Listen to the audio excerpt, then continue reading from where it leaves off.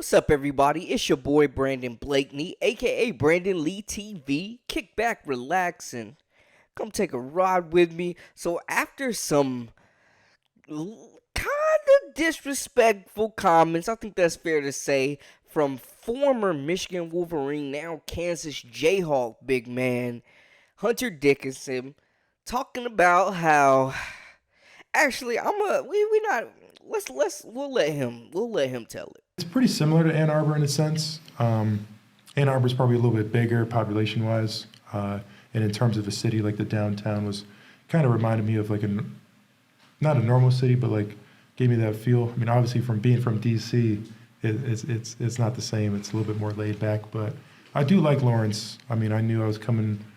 I mean, it's Lawrence, Kansas. It's not Washington D.C., but I kind of like it here. I like the slow pace and kind of laid back feel. Going down Mass Street, I mean, it feels like this town has its own kind of culture and stuff like that. And I'm super excited when students come back and it's like just the town's getting bustling and stuff like that. But just walking around, the people are super welcoming, super nice. Definitely get those Midwest vibes. I feel like in Michigan they weren't as nice. Like they were nice people, but not as Midwest-ish, nice. Yeah, I feel like Michigan's like a fake Midwest. Yeah. I think Kansas is actually like a Midwest town, but I love my time in Michigan, but the people here in Kansas are especially nice. So that's the clip that's got everybody buzzing. Now, it was kind of one-sided initially. Let's make no mistake. He did straight up diss Michigan. But he didn't completely bury him, if you know what I'm saying. Let's get into it. You are now locked into the Live with Brandon Blakeney podcast. Here is your host, Brandon Blakeney. So obviously Dickinson played the last 3 seasons in Michigan. Last season he averaged 18 points per game, 9 boards, and shot 56% from the field. He's an old school big. Tall, wide, physical, back to the basket, can get you a bucket on the block. Knows how to really be a paint beast in this new generation of more finesse bigs. He's more of a paint beast in that respect, how he's built. Honestly, probably the most coveted transfer to ever hit the portal since its existence in these last several years. The most decorated. I mean, you don't get a guy that's averaging damn near a double-double to come out the portal, especially a guy that high profile. Now, he was a 5-star, 4-star recruit. Some had him 4, some had him 5 out of D.C. So, he's used to being highly touted, the recruitment part of things. But when he hit the college portal, that was a game changer. He ended up settling on Kansas. I just felt like, I needed something new. I feel like 3 years at Michigan, I did some great things, made some memories there, but I just felt like I wasn't yet ready for the draft, and I wanted to do one more year, trying to win a national championship and try to develop a little bit more. And so that's when I decided to enter the transfer portal and just try to explore new opportunities with that. My recruiting was pretty crazy. When I first entered the portal, my phone was going nuts for a couple of days, and it was pretty fun, but it got old pretty quick. It reminded me of my high school recruitment where I just couldn't wait to get it over with because, you got to think about it like, every school is calling you and every school's got like 4 or 5 coaches. I mean, Arkansas's got like 20 calling you. Arkansas, I had like 20 people calling me from them. But, so yeah, you think about like 6 or 7 schools, 4 coaches, that's like 24 people trying to call you like every other day. And so it gets a lot, but I think the thing that sold me about Kansas was just it felt like it checked all the boxes in terms of having, one of the best coaches of all time present, having the history and the tradition of Kansas basketball, but also him having that pedigree of developing bigs, like the guy to my right. And so really developed. And so, I just feel like it checked all the boxes from that area. My biggest things was I wanted to go somewhere to win. Why not go to the most winningest program in all of NCAA basketball history with 6 national championships? Wanted to go somewhere to develop. As I already said, Coach Self has done great things with big men, and so I just felt like from that perspective, it checked all the boxes, and I knew wherever I went was going to be a risk because I was going to a new environment, but I felt like at Kansas it felt like the less risk. Now, it seems like he genuinely enjoyed his time in Ann Arbor. I've heard it's a beautiful college town. He obviously enjoyed his time. He spent 3 years there. They're always going to hold a place in his heart. But his comments earlier in the video, we mentioned the comments though, where he called him fake Midwest. And me, I'm from the South, born and raised in North Carolina, but I spent some time covering sports in North Dakota.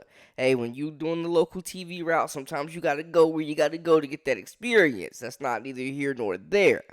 But the Midwest is a whole different ball game. It is a totally different type of culture out there.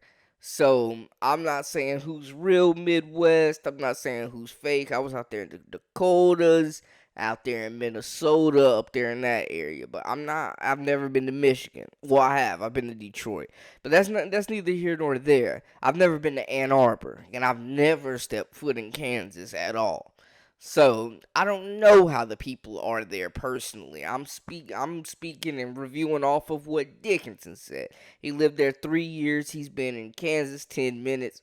Obviously, he's trying to impress a very passionate fan base. He's trying to, you know what I'm saying? He's got the NIL money rolling. It's fair to say right now. Obviously, it's Bill Self is the face, but he's the face of the team right now. It feels like big, high profile guy that's been one of the most polarizing figures as far as on the court, one of the most productive bigs in the NCAA, man, in college basketball.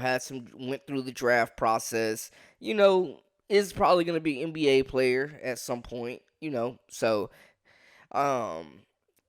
he needs to work on that jumper. I mean, it's not that it's bad. I think he just needs to shoot it more. He even said that. Back to the comments. So, obviously, he's trying to impress his new place, the Kansas-based podcast. We get that.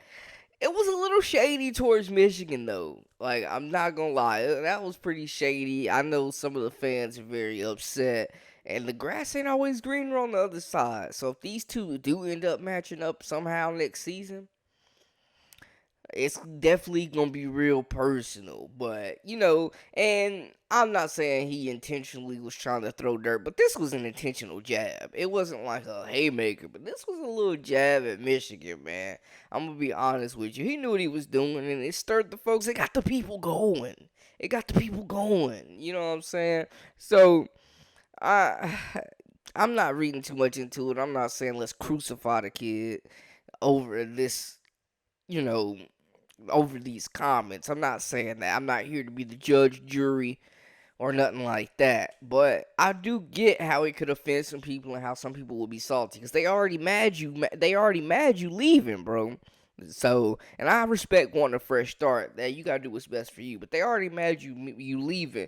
And you pouring a little salt in the wound with the jabs. Like, hey, that ain't right. And he did kind of backtrack a little bit on the statements.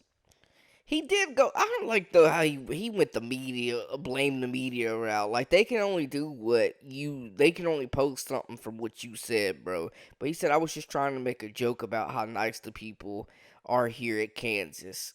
End quote. And that's Hunter Dickinson. He told Blue by 90 after the backlash. Also another quote. I know the media is going to take it out of context and say I was trying to take a shot at Michigan. You was, my boy. Stop playing. Okay, back to the quote. But if people watch the whole podcast, they'll hear many times how I love my time at Michigan. Of course, the media won't post anything about that, though. Of course, they're not going to post nothing about that, because that's boring as hell, and they want headlines. So, they're going to go to the part where you dissed your old school, bud. And if you don't want the media putting it out there, then, hey, don't say it. Anyways, hey, I don't know this kid. I don't know his sense of humor, but it was a little bit disrespectful. I'm not tripping, though. I'm not saying I dislike it now. I like it. I talk that junk, boy. As long as you backing it up. I ain't saying I don't like it, but let's at least acknowledge that, hey, you took a jab at your old school. Alright, well, that's a wrap for us, but hey, before we go, I do want to say, Kansas, man, they brought in some talent. They reloaded.